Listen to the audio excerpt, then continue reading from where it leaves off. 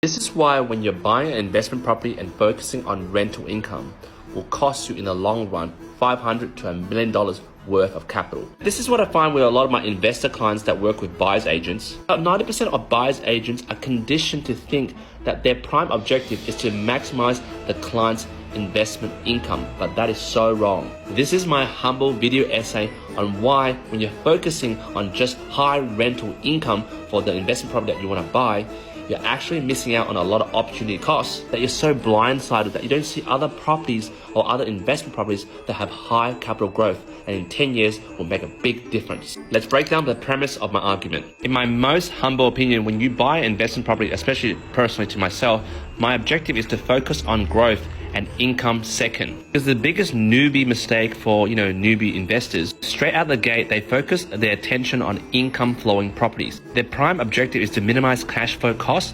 An example, the holding costs of getting this property. In their head, they're thinking, okay, my mortgage is this much. I have to get a property that has this much yield to cover my mortgage repayments and have a bit of cash in my wallet every single month. But based on my own experience in terms of dealing with thousands of clients, seeing their portfolios in the last 15 years, and also dealing with my own, investment portfolios that I have, I can see and conclude when you buy property with high yield and low growth, for example, crazy example, 10% yield and 1% growth versus low yield, for example, 3% yield, for example, Sydney, but high growth, from even 10 to even 15% during the COVID period. Find out 80% of new investors who are new to market are blindsided to only this section.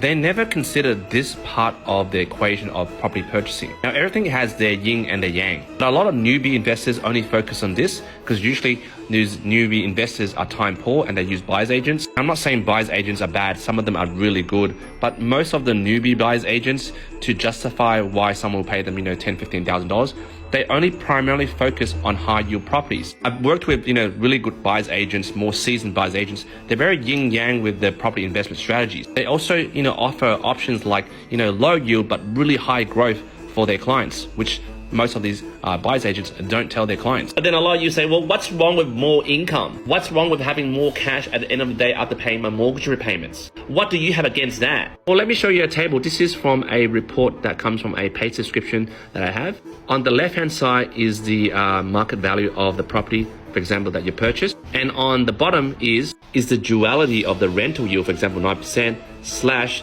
the capital growth. So as you can see, high yield, low capital growth, you can see from the table as it goes down to here where there is low yield but high capital growth. You can see from the tabulation of this data over the last 30 years, a person who buys a high yield but low growth property will stay around here, but someone who buys a low yield but high growth property will be around here.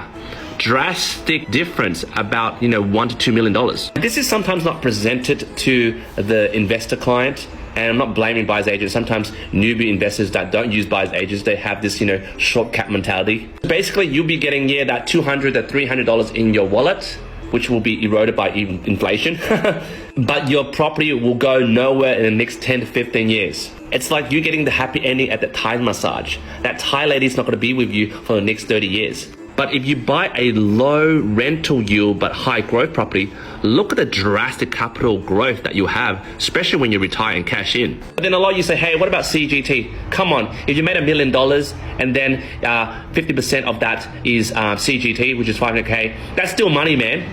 Try doing that on a high yield, low growth property. You probably make a capital loss. For me personally, and also for clients that ask me for my opinion, obviously not financial advice, when you find okay moderate yield property but with high growth properties, choose properties that are high grade. I call them high grade properties, and focus on the land appreciation. Don't discount all this crap just because you're getting a very high rental yield. Remember guys, you're buying an investment property not just to cover your mortgage repayments and have some money in your back pocket. That's good. But ultimately, in the long-term vision, you want to buy a property that appreciates in a lot of value, but while you're waiting for that appreciation, there's a small holding cost, which basically means the rental yield is low. It doesn't cover your mortgage repayments, but that is okay. Now, obviously, no offense to buyer's agents who do a great job. It's just my opinion. So guys, jump in the comments. What do you think about my humble opinion? Do you think the same? Love to read your comments.